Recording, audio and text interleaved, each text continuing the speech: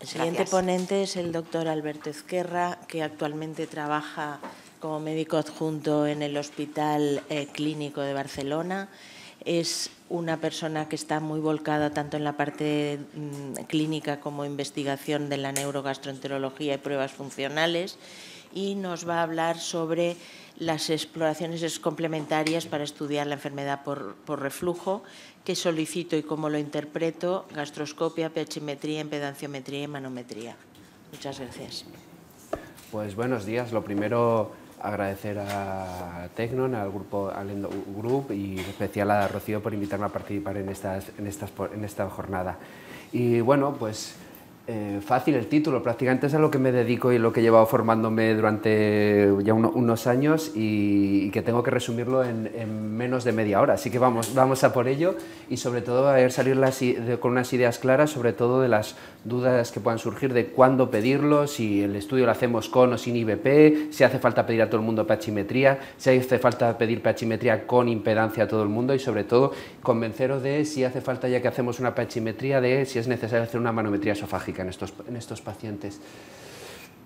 Son dos casos que nos podemos encontrar en la consulta, dos casos con unos síntomas similares, en los que ambos casos, tanto el caso número 1 como el caso número 2, cuentan unos síntomas síntomas de reflujo típico. Viendo las imágenes vemos que probablemente el fenotipo pueda ser diferente, pero inicialmente, como bien ha explicado la compañera doctora González, ahora mismo, en la situación que estamos inicial, son pacientes que tienen unos síntomas de reflujo en los que actualmente aún no sabemos si se asocian o no, aunque probablemente en el caso 1, viendo los factores de riesgo asociados, probablemente se asocie con mayor riesgo a una enfermedad por reflujo gastroesofágica. No voy a meter la prevalencia, ya habrá algunas diapositivas que nos pisaremos, pero como ha comentado mi compañera, una prevalencia global de síntomas de reflujo de en torno a un 13% de forma mundial, pero con zonas de prevalencia de hasta un 20% en el sudeste asiático y en Europa del Este, y la relevancia del problema en costes económicos y de calidad de vida. Pues según los distintos consensos ha ido evolucionando la definición y el diagnóstico de reflujo. En el 2006 se llevó a cabo el primer consenso, el consenso de Montreal, donde al final definía que el reflujo era toda aquella condición que era secundaria al paso de contenido del estómago al esófago y que se asociaban con síntomas y complicaciones. Pero luego el problema es que llegan, y en los últimos consensos de Roma 4 de trastornos funcionales, o mejor dicho, de trastornos del eje intestino-cerebro, describen que estos pacientes también pueden tener trastornos funcionales esofágicos, o como bien ahora se conocen, trastornos del eje esófago-cerebro, o incluso ahora ya el papel de la microbiota en estos trastornos, en el que es una paciente que tienen síntomas esofágicos que no pueden ser explicados ni por causa obstructiva, ni un trastorno motor esofágico, ni síntomas de reflujo. En el 2018 se desarrolla el consenso de Lyon, donde sigue indicando que el diagnóstico del reflujo es un diagnóstico clínico, en el que el tratamiento y el diagnóstico puede hacer con una respuesta empírica a tratamiento con inhibidores de la bomba de protones. Y estamos en este último consenso, el consenso de Lyon 2.0, que se salió el año pasado y sobre el cual va a versar esta charla, y a través de este consenso voy a ir explicando cómo pedir y cuándo solicitar las pruebas, donde ya hablamos de una forma más moderna, más técnica de definir el reflujo, en la que se requiere un diagnóstico objetivo, en el que necesitamos, bien por hallazgos endoscópicos o hallazgo de una exposición ácida patológica en pruebas funcionales, de un reflujo, y además que ese reflujo también se acompañe con problemas sintomáticos. ¿Y por qué? ¿Por qué necesitamos objetivar? Porque el diagnóstico de reflujo solo por la respuesta clínica al IVP, a pesar de que en este metaanálisis tan reciente tiene una sensibilidad bastante buena, de un 79%, sí que tiene una especificidad muy baja, es decir, tenemos importantes falsos positivos. En la práctica clínica, la respuesta al IVP es suficiente, pero si un paciente le vamos a plantear someter a una terapia antirreflujo, alguna técnica invasiva, tenemos que confirmar la presencia de ese reflujo. Y ojo, importante, se puede solapar en estos pacientes, como ha comentado mi compañera, otros trastornos funcionales en estos pacientes, y el efecto placebo de cualquier tipo de fármaco en estos pacientes está descrito de hasta un 40%, y el efecto placebo asociado al IVP también de hasta un 20%, o sea que el diagnóstico de reflujo por buena respuesta al IVP no es adecuado. ya lo he explicado, voy a dejar de decir, ya lo explico mi compañera, pero bueno, sabemos que tenemos este esquema un poco simple, pero que explica muy bien de cómo en este trastorno de que pasamos desde los fenómenos de esofagitis erosiva, enfermedad por reflujo no erosiva, donde lo que predomina es la exposición al ácido y por tanto darle un fármaco que su efecto es inhibir el ácido va a ser que mejore, mientras todo el espectro de trastornos donde lo que predomina es el componente de hipersensibilidad esofágica, pues este grupo, la respuesta al IVP será progresivamente menor. Y aquí estamos en esta diapositiva que quiero ir explicando un poco detalladamente, donde nos encontramos en cómo llegar a cabo el diagnóstico de reflujo según el último consenso. Entonces, empezamos brevemente con el papel que tiene la gastroscopia, porque sigue teniendo un papel, aunque yo vaya a hablar de pH-metría con impedancia, no todo paciente necesitamos realizársela, y vamos a ver qué papel tiene la gastroscopia en el diagnóstico de reflujo.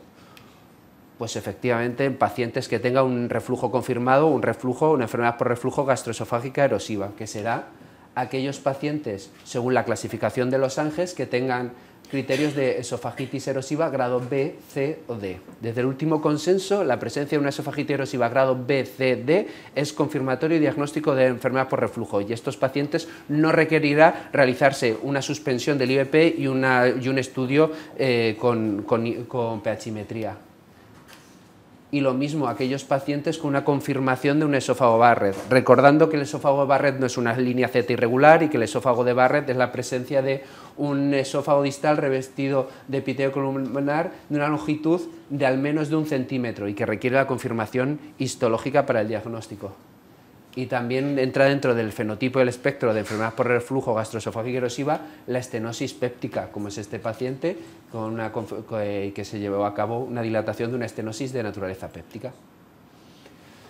Probablemente por factores epidemiológicos y la evidencia, el papel de este paciente con obesidad, fumador, consumo de alcohol, antecedentes también familiares de esófago Barrett, nos encontremos con este espectro de enfermedad por reflujo, conocida como enfermedad por reflujo erosiva, y en este paciente ya tendríamos el diagnóstico, con la gastroscopia podríamos ya llevar a cabo un diagnóstico de enfermedad por reflujo gastroesofágica. Entonces, ¿qué novedades incluye este último consenso respecto al anterior? Pues hace mucho hincapié que es una cosa muy importante y que desde nosotros podemos hacer es que intentar realizar la endoscopia cuando lo solicitemos, pedir al paciente que se lleve a cabo tras suspensión del IVP al menos 2 semanas. Porque si le estamos dando el tratamiento curativo de la esofagitis erosiva, hay posibilidad de encontrarnos con que el paciente no tenga esofagitis erosiva porque la estés curando. Así que sí, es una forma de evitar y confirmar el diagnóstico, evitar hacer más pruebas. Que la esofagitis grado B se incluye ya dentro del espectro de ERG erosiva y tendríamos el diagnóstico, que el esófago Barrett no vale cualquier longitud de esófago Barrett con confirmación histológica, y también recordar que la estenosis también es de etiología péptica. Pero por favor, importante esto, porque esto puede evitar realizar muchas pruebas. Pedir al paciente que se lleve a cabo la prueba tras suspensión de al menos 2 semanas del IVP.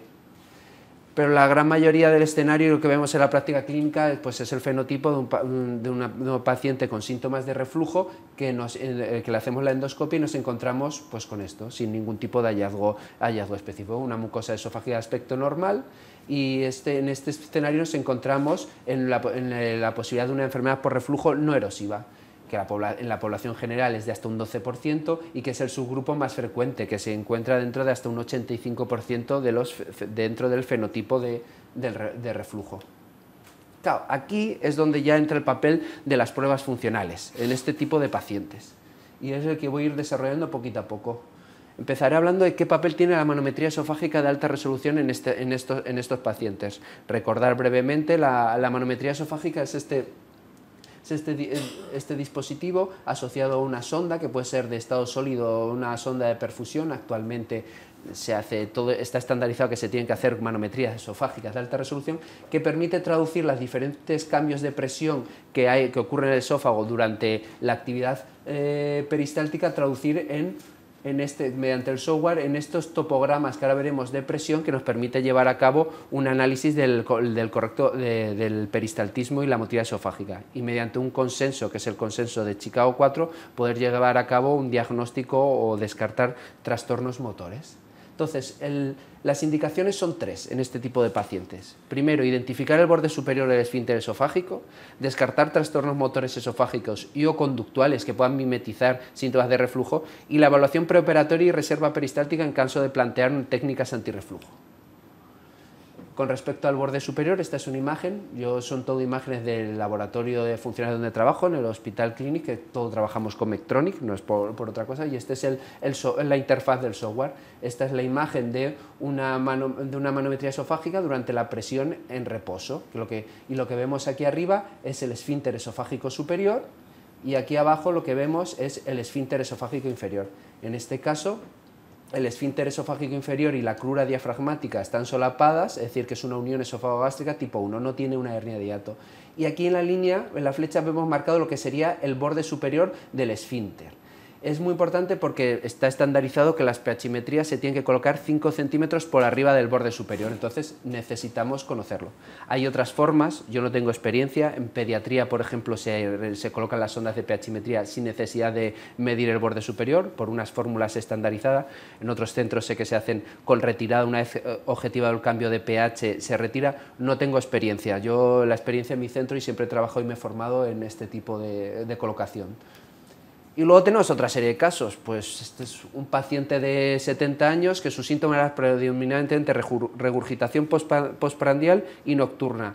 Ya indagando este paciente decía que bueno, que sí, que había perdido algo de peso, que sí, algo de disfagia tenía, entonces se le hizo la manometría y lo que vemos en estas imágenes iniciales son degluciones líquidas que le dimos al paciente tumbado, en el que no se ve onda peristáltica, hay una ausencia de onda peristáltica, y no solo eso, se ven estos fenómenos, estas columnas de presión que se llama presurización panesofágica. Y luego, al terminar, que el protocolo estandarizado de Chicago, se requiere darle 200 mililitros de agua, que son test de sobrecarga. Y al darle a este paciente este test de sobrecarga, vemos que se producen estas columnas de presión que definimos como patrón obstructivo. Todos estos patrones son compatibles con una calasia tipo 2. Entonces, este paciente, que el síntoma predominantemente era regurgitación, el diagnóstico era un trastorno motor esofágico. Y luego este es otro caso de una chica de 19 años que su síntoma predominantemente era regurgitación postprandial, a veces lo tenía que expulsar por la boca desde la infancia, que no respondía a IVP. Entonces, este es una manometría con impedanciometría,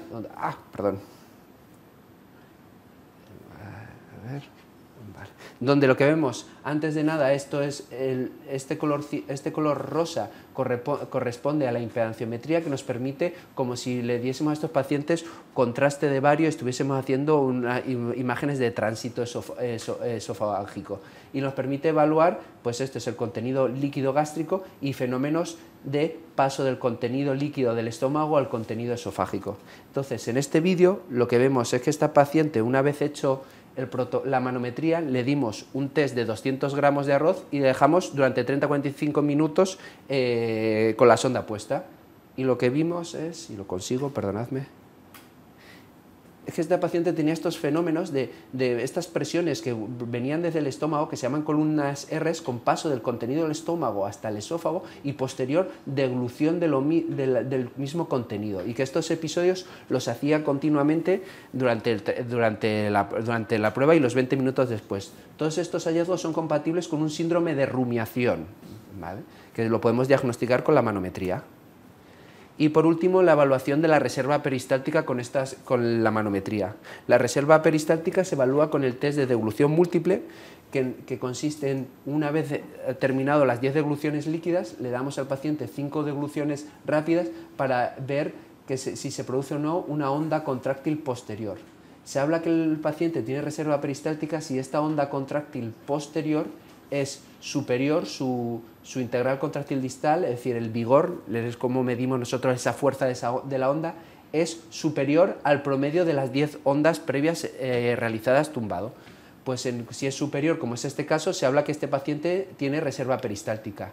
Mientras en este caso, como vemos, el vigor de la onda, que era 234, era claramente inferior al promedio de las ondas deglutorias previas. Y en este caso, los dos casos son pacientes con un trastorno de hipomotilidad, una motilidad esofágica ineficaz, pero uno tenía una reserva peristáltica presente y otro una reserva peristáltica ausente. ¿Y por qué es importante? Porque clásicamente estaba descrito que los pacientes con reserva peristáltica ausente y trastornos de hipomotilidad se asociaba a mayor riesgo de disfagia postfunduplicatura. Esto actualmente está entredicho. Es un test clásico que se hicieron en estudios clásicos que no se han demostrado. Y traigo aquí uno de los guías más recientes, realizados tanto por gastroenterólogos como cirujanos, sobre cómo seleccionar correctamente a pacientes que se van a someter a técnica antirreflujo. Y lo más importante es que claramente indica que es necesario hacerle una manometría esofágica, sobre todo para descartar trastornos que puedan contraindicar la cirugía, como podría ser una acalasia, una obstrucción funcional del flujo. Y otra cosa muy importante es que, per se, el trastorno de hipocontractilidad no es una contraindicación, no hay evidencia para contraindicarlo, pero que hay que individualizar cada caso. Al final, como los estudios no lo dejan claro y generalmente lo que hacemos es individualizar cada caso, y si en estos pacientes que se tienen que someter a una funduplicatura, sugieres y recomiendas, si tienen un trastorno de hipomotilidad y pobre reserva, hacer unas funduplicaturas parciales, bien sea tipo DOR o tipo TUPEN, en vez de una funduplicatura 360 grados para evitar este riesgo, siendo sinceramente que no hay evidencia en contra ni a favor. Y por último, nos permite evaluar la unión esofagogástrica, como bien ha explicado Begoña, y ver la presencia o ausencia de hernia de hiato, como vemos en estas imágenes. Esto es un paciente donde aquí vemos, esta zona de presión que es muy débil, prácticamente inexistente, corresponde al esfínter esofágico inferior, y esta otra zona de presión así intermitente corresponde a la crura diafragmática. Aquí vemos una separación de más de 1 centímetro entre estas dos zonas de presión, el esfínter y la crura. Esto en reposo corresponde a una hernia de hiato. ¿Y por qué es importante? Porque se ha visto que la manometría es más sensible y caracteriza mejor la unión esofagogástrica que la gastroscopia, y se relaciona mejor con la presencia de hernia de hiato o a nivel quirúrgico o en pruebas varitadas clásicas. Ahora vamos al pilar esencial de esta charla, que es la pHimetría esofágica convencional con o sin impedanciometría. La pHimetría consiste en este catéter que va conectado a un holter, y este catéter que lo localizamos 5 centímetros por encima del borde superior, que contiene unos sensores que permiten ver cambios en el pH y sobre todo reconocen cuando hay paso de un contenido un pH inferior a 4, un pH ácido. Este registro pues, se lleva a cabo durante 24 horas. Luego hablaré del papel de la impedanciometría qué valor tienen estos estudios. Pero lo más importante, en el caso de querer llevar a cabo un estudio o montar un laboratorio funcional, se requiere una serie de equipamientos básicos. Lo primero se requeriría probablemente se requeriría todo el tema de una manometría esofágica, que ya he explicado antes, pero de cara a llevar a cabo estudios de pHimetría, lo que se necesita son los holters, que en este caso son de esta marca comercial, pero existen 3 en el mercado, el holter con los diferentes catéteres, que este es un catéter de pHimetría convencional y este es un catéter de pHimetría con impedancia. La diferencia son estos puntitos que corresponden a los distintos electrodos que luego explicaré. Y luego una serie de sustancias que utilizamos para calibrar siempre antes de llevar a cabo los estudios. Una sustancia ácida, que es a pH 4,1, una sustancia alcalina, un pH 7, y una sustancia tampón, que es agua. ¿Por qué? Porque antes de colocar la sonda al paciente hay que confirmar que lo que reconoce la sonda, la sonda corresponde al pH real. Entonces es muy importante calibrarlo. Y por último, el software de análisis. Nosotros trabajamos con diarios, no es muy complicado, el paciente no se entera, tú tampoco te enteras cuando ves y empiezas a explicarle la botonera del dispositivo. Entonces le explicamos este diario y les hacemos partícipe. Yo siempre insisto de la importancia de la asociación sintomática, y son pruebas que son desagradables, un poco molestas, aunque se hace todo posible para minimizar, y siempre indico que, bueno, ya que hemos pasado por todo esto, vamos a terminar y vamos a hacerlo bien, así que el papel de que rellenen muy bien este diario. Entonces, en el protocolo tenemos que saber entrevistar al paciente para saber qué síntomas tiene, para saber qué tipo de sonda o estudio tenemos que hacerle, determinar si el estudio se tiene que hacer con o sin tratamiento, con IVP, si se hace sin tratamiento con IVP tienen que estar al menos 7 días sin IVP, y si está con antiácidos tipo famotidina, suspenderlos 48 horas antes, y informar muy bien de cómo rellenar el diario, cómo poner las horas de las comidas, cuándo se acuesta, y el diario de síntomas, lo fundamental para evaluar, como bien ha explicado Begoña, la asociación sintomática. Y esto es una pHimetría convencional. Os quiero mostrar trazados para intentar demostrar que el valor numérico no es lo único que tenemos que ver. En la pHimetría convencional, esta línea aquí nos indica que es el tiempo en el que el paciente está en decúbito supino. Las zonas verdes, estos rectangulitos con estas columnas grises, corresponden a las zonas de comida, que hay que marcárselo porque el software automáticamente lo excluye para el análisis. Y luego esta línea que se encuentra en el pH de 4, que corresponde a todas estas líneas verticales que caen por debajo de la línea de esta línea, corresponden a reflujos. Y finalmente el dispositivo nos da el tiempo de exposición total ácido en porcentaje.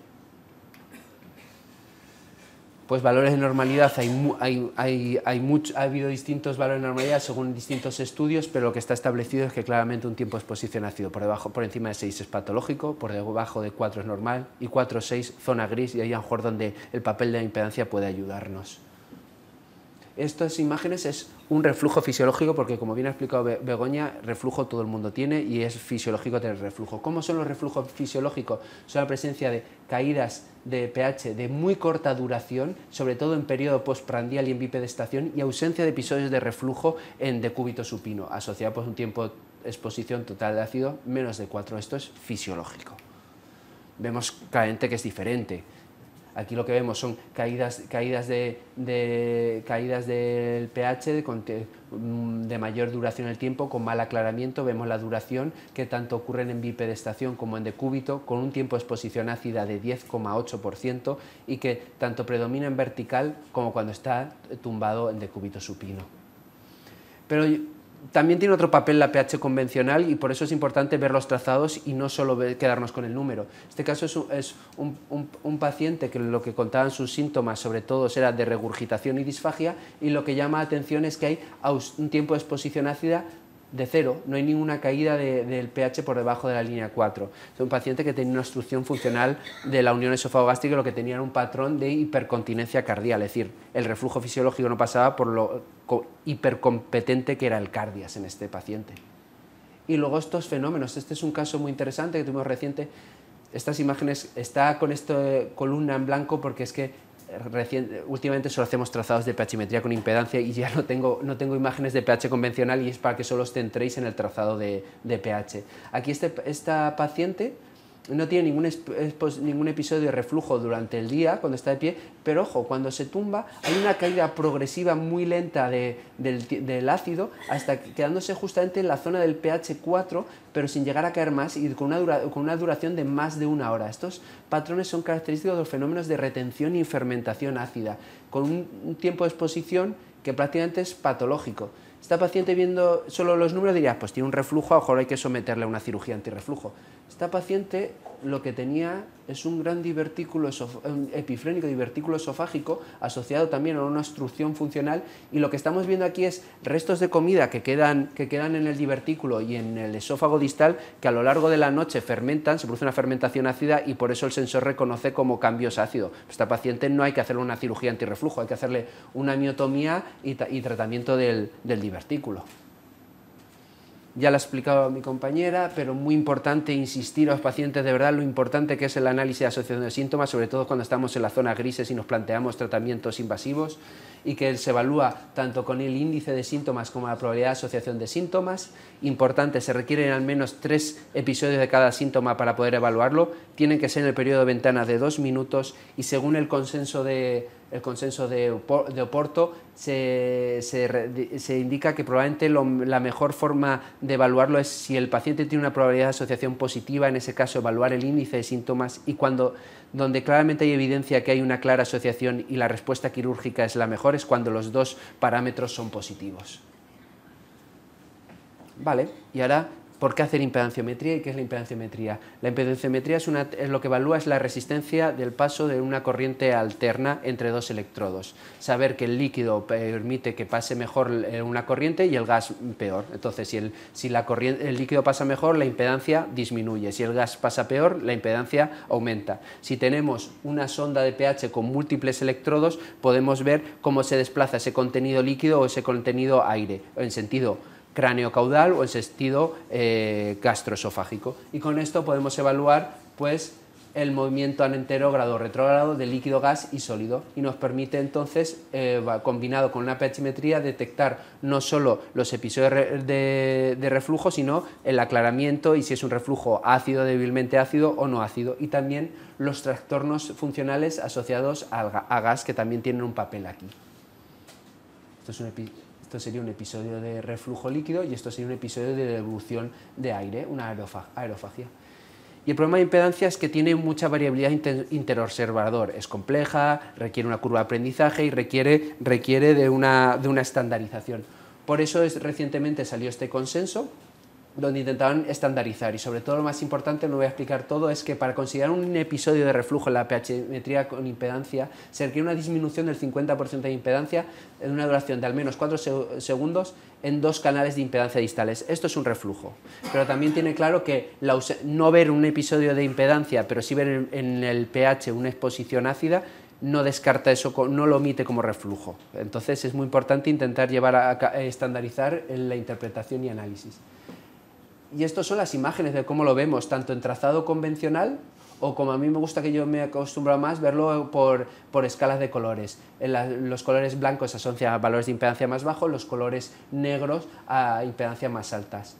Caídas de la impedancia, como se ve aquí, pues en este caso es una caída de una impedancia que va desde el estómago hacia el esófago, asociado a una caída del tiempo de exposición ácida. Esto es un reflujo ácido, mientras en este caso vemos otro reflujo, pero ojo, no hay una caída del ácido en el sensor de pH, es un reflujo no ácido. Y aquí estamos en el periodo de comida y lo que estamos viendo son episodios de devolución.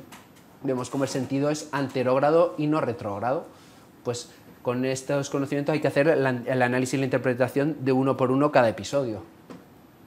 Y otro valor que es muy útil, que tiene la impedancia, es que nos permite evaluar la impedancia basal nocturna. La impedancia basal nocturna es un valor que nos permite ver la integridad de la mucosa, y se ha visto que las formas de reflujo más agresivas, como las formas erosivas, esófago-barre, se asocian a impedancias basales más bajas, mientras que los pacientes voluntarios o trastornos funcionales tipo esófago hipersensible o pirosis funcional se asocian a valores de impedancia basal superiores. La forma de medir, cada programa utiliza una forma, pero la forma actual que es recomendada es el método simplificado, que es mediante esta caja que vemos aquí, el propio software hace el cálculo promedio durante la noche del valor de la impedancia basal y nos da estos valores. Valores actualmente por encima de 2500 se consideran claramente normales, por debajo de 1500 patológicos, 1500, 2500 zona gris, como nos pasa en medicina muchas veces. Porque quería mostraros este estudio por la importancia que tiene la impedancia basal. Este grupo de pacientes son pacientes que tienen un tiempo de exposición ácido en zona gris entre 4 y 6%, en los cuales se clasifican en función de la impedancia basal. En este estudio considerando la patología por debajo de 2300.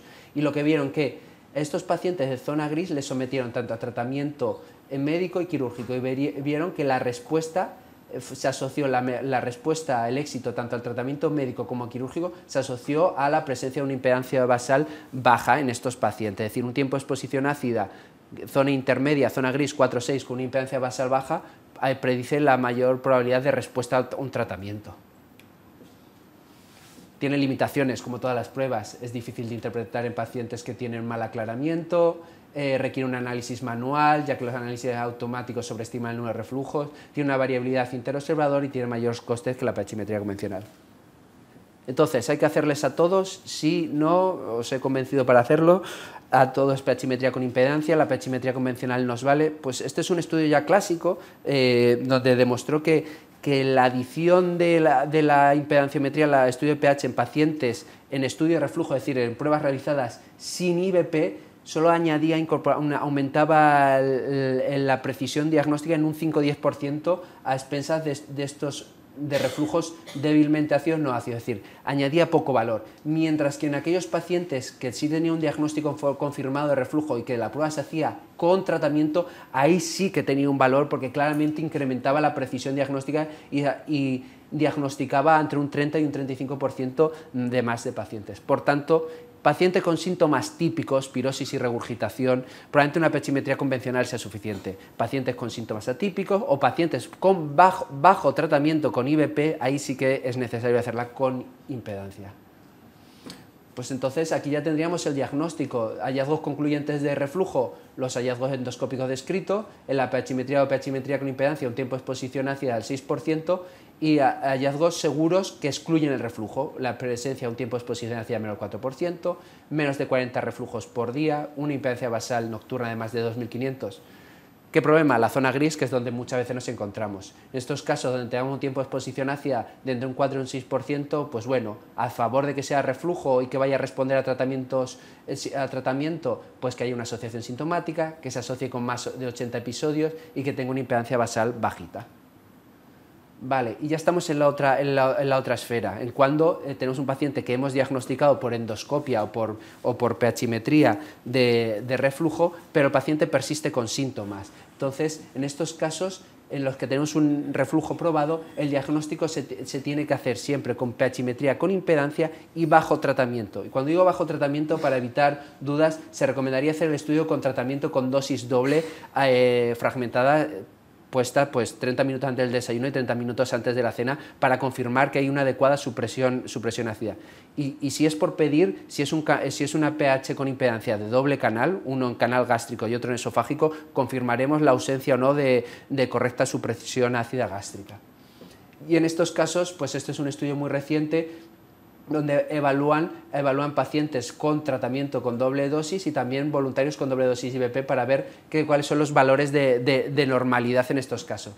Y claro, pues depende del punto de corte, pues tendremos mayor sensibilidad y menor especificidad. Si se considera el punto de corte de una mala respuesta al IVP, un tiempo de exposición ácida de más de 0,5 o más de 40% de episodios de reflujo, tiene una sensibilidad de 86%, pero una especificidad del 36%. Y la probabilidad global de que responda al tratamiento quirúrgico es del 79%. Si somos un poquito menos restrictivos y consideramos una inadecuada supresión ácida, un tiempo de exposición ácida de más del 4%, la presencia de más de 80 reflujos y una impedancia basal de 1500, la sensibilidad baja, perdemos algunos verdaderos positivos, tenemos falsos negativos, pero la especificidad incrementa, que probablemente en un escenario en el que nos estemos planteando hacer un tratamiento quirúrgico y en el que la respuesta global sea mayor, sea probablemente el escenario más útil. Con este estudio pues dan unas recomendaciones. ¿Qué consideramos en un paciente, si hay una adecuada o no, en un paciente con síntomas de reflujo, con un reflujo confirmado y que persisten síntomas, que consideramos que hay una buena respuesta a la terapia, una mala respuesta a la terapia, perdón? Pues la persistencia de una esofagitis erosiva, la persistencia de un tiempo de exposición ácido de más de 4% o mayor de 80 episodios de reflujo, y lo que lo excluye con seguridad que esto no esté relacionado con el reflujo es un tiempo de exposición ácida de menos 1%, menos de 40 episodios de reflujo y una impedancia basal de más de 2500. El otro sería zona gris, individualizar cada caso según lo que nos queramos plantear. ¿Y por qué es importante? Porque, como bien ha dicho antes Begoña, puede ser que en estos pacientes a los que le hagamos el estudio bajo tratamiento con IVP nos encontremos que no hay una adecuada inhibición de la exposición ácida y que sigamos teniendo una enfermedad por reflujo y haya que optimizar o intensificar, pero nos podemos encontrar con los fenómenos de solapamiento con trastornos funcionales en los que nos podemos encontrar la pirosis funcional o el esófago hipersensible. Y ya terminando, estos son los pasos que tenemos que llevar a cabo para hacer una correcta interpretación de una pHimetría con impedancia. Primero, evaluar la duración de la monitorización. Son 24 horas, pero hasta con 16 horas hay estudios donde se podría llevar a cabo el diagnóstico. Determinar el tiempo de exposición ácida, evaluar el número de episodios de reflujo, establecer la asociación de síntomas con los episodios de reflujo y la impedancia basal nocturna. Y las indicaciones que con esta diapositiva espero que salgamos con unas ideas claras. Cuándo llevar a cabo una pHimetría con o sin impedancia, sin tratamiento IVP, habiéndolo suspendido al menos 7 días, pues en aquellos que no tengamos un diagnóstico de reflujo confirmado, bien sea aquellos pacientes que tengan síntomas atípicos de reflujo, tos, laringitis. Ya los últimos consensos no recomiendan hacer estudios con IVP dosis doble. Si no hay síntomas atípicos con síntomas típicos, hacer el estudio funcional directamente, porque la probabilidad que se asocie con reflujo es baja. Valoraciones prequirúrgicas, situaciones especiales, pacientes con fibrosis pulmonar idiopática, que hay dudas si la progresión puede ser por la propia naturaleza de la enfermedad o por componente de reflujo, trasplantados pulmonares, y descartar trastornos conductuales como puede ser síndrome de rumiación y eructos supragástricos. ¿Cuándo lo haríamos bajo tratamiento? Pues aquellos pacientes o que ya tenemos la confirmación diagnóstica del reflujo, bien sea por gastroscopia o bien sea con una pHimetría previa, en la cual no tenemos respuesta, persisten los síntomas tras haber confirmado que hemos optimizado, que lo está tomando bien, buena adherencia, que esto muchas veces el problema es que no hay una adecuada adherencia, y sobre todo con el objetivo de descartar overlap con trastornos funcionales. Y esto es esófago de Barrett, que está en entredicho. Algunos estudios dicen que puede confirmar la correcta inhibición de la supresión ácida. Las guías actuales recomiendan IBP dosis simple, salvo que el paciente persista con síntomas, con el objetivo de controlar los síntomas y no con el objetivo de supresión completa del ácido. Así que lo olvidamos. Son 4 ejemplos, esto sería claramente un paciente con un reflujo patológico, en un tiempo de exposición ácida de 11,6, 80 episodios de reflujo y con una adecuada asociación sintomática y una impedancia basal nocturna de baja. Esto es claramente un reflujo ácido patológico, pero de dominio en bidepestación y con asociación sintomática. En este caso es una paciente con un tiempo de exposición ácida de 1,6, 7 episodios de pirosis con buena asociación sintomática, 67 reflujos y una impedancia basal normal. En este caso nos encontramos con un esófago hipersensible, como bien ha explicado Begoña antes. Y esta es una paciente de 26 años que lo que cuenta es síntomas de pirosis continua con un tiempo de exposición ácida de menos del 4%, menos de 40 reflujos y que en el diario describe 56 episodios de pirosis sin asociación sintomática y con una impedancia basal de normal. Sería una pirosis funcional.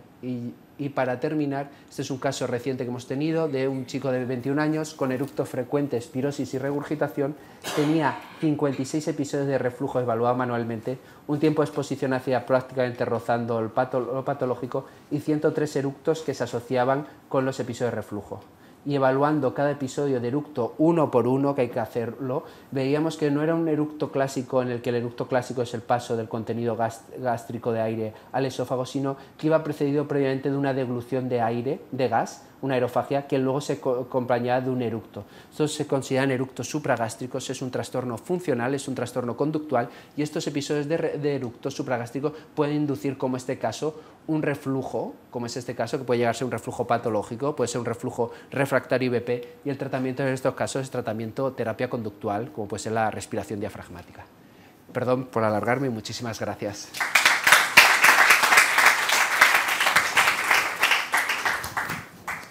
Muchas gracias, doctor Ezquerra. ¿Alguna pregunta en el público de esta interesante ponencia? ¿Nada? Yo quería preguntar, cuando hacemos una pHimetría has hablado de retirar el IBP, pero no has dicho mucho de si retirar otros fármacos que sabemos, por ejemplo, antihipertensivos. Algunos fármacos influyen mucho en la relajación del esfínter. Claro, si los retiramos tenemos una condición más fisiológica, pero luego al día siguiente el paciente vuelve a tomar esos fármacos y nos pueden distorsionar un poco el resultado. ¿Qué tenemos que hacer? Nosotros en la práctica clínica no lo hacemos, solo retiramos 7 días anti-IBP, antihistamínicos como la famotidina 48 horas, antiácidos 24-48 horas tipo Almas, Gaviscon, fármacos que puedan ser anticolinérgicos, fármacos que puedan asociarse con relajaciones transitorias, no los retiramos. No los retiramos los fármacos habitualmente, el resto de fármacos. Lo único que sí que preguntamos, y de cara más sobre todo a descartar trastornos motores en estos pacientes, es que si toman opioides, y si toman opioides sí que antes de hacer esta valoración intentamos retirarlos al menos 7 días. El resto de fármacos, aunque haya cierta evidencia de su uso, no los por facilidad de llevar a cabo la práctica. Vale, muchas gracias. ¿Hay alguna pregunta? ¿La doctora?